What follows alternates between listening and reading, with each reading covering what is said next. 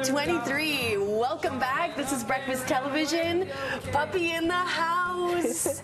Say hello to Sugar. Sugar and Karen are here from the BC SPCA. And even though it's not sunny and warm now, the temperature will eventually heat up. Karen, let's talk about how to keep our dogs safe in that warm weather. Starting off with ticks. Oh yeah, so ticks are a problem in BC.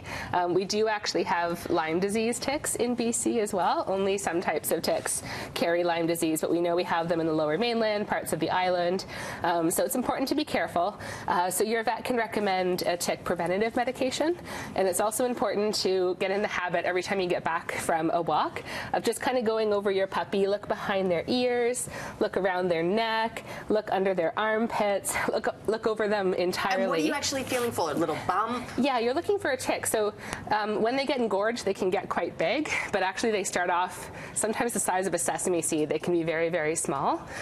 So we just want to look the puppy over completely and remove any ticks that we do find. Okay, how about pools?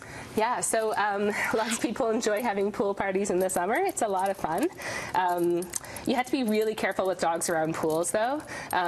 If dogs live with a pool and they know it very well, they'll often... more comfortable. Yeah, and they know how to get out of their own pools, but around strange pools, they can fall in and actually have a really hard time figuring out how to get out, and they can get exhausted. Even if they know how to swim, they can get exhausted swimming around, and it can be dangerous. I've seen dogs almost drown, actually, from getting under pool covers. So just like kids around pools, always supervise and always be extra careful. And let's say Sugar seems like a dog who would love to go out for a hike. What about random pools of water, lakes, the ocean? Yeah, usually a little bit safer because they can control how far they go in. Obviously, the ocean more unpredictable with riptides and things like that, so you do have to be very, very careful with them.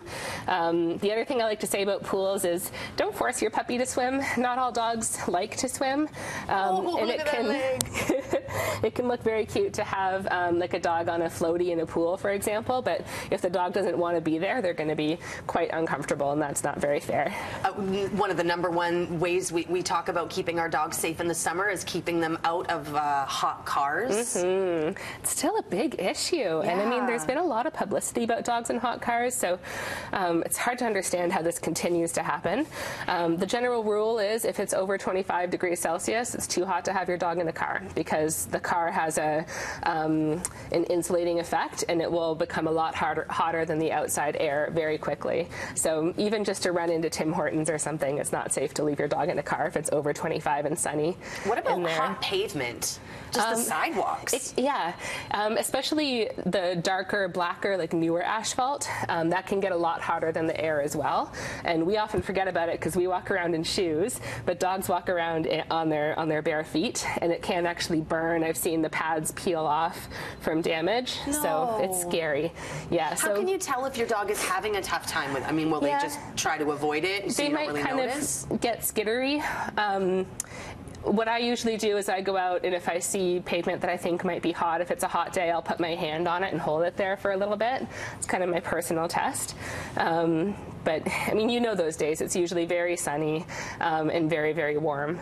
And so you just have to be very careful. I usually don't exercise dogs when it's that warm anyways. We'll go out for a quick pee, and then we'll go inside and have our fun indoors. And then, of course, human beings and dogs alike, we have to deal with dehydration issues during the summer months. How do we help out dogs with that? So dogs, actually, their #1 way that they can cool themselves off. Sugar's having a nap now. She had too much excitement.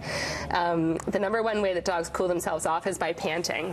So they lose heat by panting, but they also lose a lot of moisture by doing that. So they can get dehydrated very quickly if it's hot outside. And Karen, really quickly, Sugar needs a home, yeah? She sure does. Sugar's 5 months old. She is so sweet. She has a lot of energy, and she's very smart. So she needs a home where normally she has a lot of energy despite what we're seeing right now. So she needs a home that can take care of all that. Good luck with that. I don't think it'll be too hard. Breakfast Television continuing after this.